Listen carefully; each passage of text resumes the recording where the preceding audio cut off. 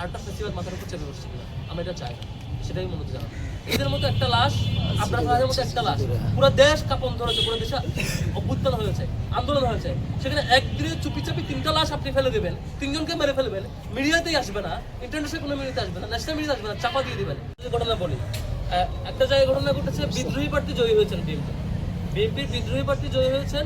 তিনি বিএনপির এখন উপজেলা বিএনপির যুগ্ম আহ্বায়ক এবং উত্তর জেলা বিএনপির সদস্য। কিন্তু তিনি ধানের শীষ মার্কে ইলেকশন করেন নাই, তিনি স্টিল বিএনপির ওই পোস্টে আছেন, কিন্তু বহিষ্কার করা হয় নাই। তিনি ইলেকশন করেছেন কোন পোস্টে? তিনি অন্য কোনো মার্কে ইলেকশন করেছেন। তিনি আবার আক্রমণ করেছেন বিজয় হওয়ার পরে বিএনপির উপরে, এবং বিএনপি প্রার্থীর লোকেরা গুরুতর আহত হয়েছে।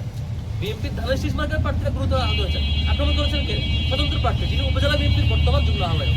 এইভাবে করে বিভিন্ন জায়গায় বেশিরভাগ, যেমন আমরা বাউফলে একটা ঘটনা দেখেছিলাম, প্রথম শুনেছেন যে জামাত আক্রমণ করেছে, পরে আমরা ফোন দিয়েছি, ঘটনা কি ওইখানেও সেম ভাবে যে কেন হেরেছে সেজন্য দুই দলের মধ্যে মারামারি, যে আমরা কেন হারলাম। তবে আমাদের জায়গা থেকে প্রত্যেকটা আক্রমণের বিরুদ্ধে, যদি কোথাও জামাতও যদি এটা করে, এনসিপিও করে, কারণ আক্রমণ করে, আমরা এটার বিরুদ্ধে থাকবো। আপনারা ডকুমেন্ট দেবেন। আমি 3টা ঘটনা চেক করেছি নিজের দায়িত্ব নিয়ে, যেটা এনসিপির বিরুদ্ধে অভিযোগ আসছে এবং জামাতের বিরুদ্ধে অভিযোগ আসছে। 3টাই পরে গিয়ে দেখি কেন হারছে, হারার কারণে এক গ্রুপকে দায়ী দিয়ে এক অপরকে আক্রমণ করা শুরু করছে। তো এর বাইরে 3টা কেসের বাইরে অন্য কোনো কেস থাকে, জামাত দায়ী থাকে তার বিরুদ্ধে আমরা তাড়াবো, যদি এনসিপি দায়ী থাকে তার বিরুদ্ধে তাড়াবো।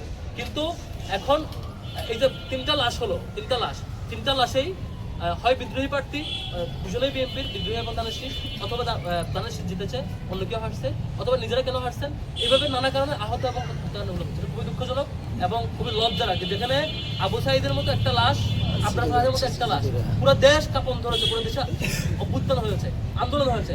সেখানে একদিনে চুপি চাপি 3টা লাশ আপনি ফেলে দেবেন, 3জনকে মেরে ফেলবেন, মিডিয়াতেই আসবে না, ইন্টারন্যাশনাল কোনো মিডিয়াতে আসবে না, ন্যাশনাল মিডিয়াতে আসবে না, চাপা দিয়ে দিবেন। এটা খুবই অ্যালার্মিং। মনে হচ্ছে আরেকটা ফেস্টিভ্যাল মাথার উপর চেপে বসছে কিনা আমরা এটা চাই না, সেটাই মূলত জানাবো।